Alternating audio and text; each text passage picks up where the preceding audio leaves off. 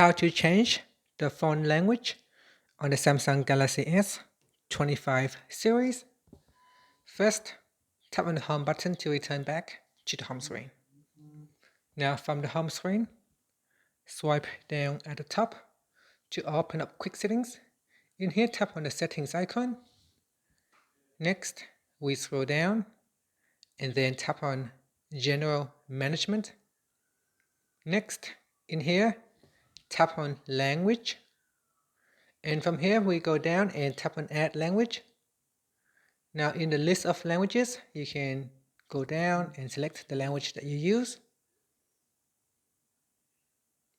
Now if you can't find the language that you want to use in the list here, perhaps you can use the search function, like so. And then you can choose keep current or set the selected language as the default. And that's it. Now if you tap on the back here, you can see my languages has now changed.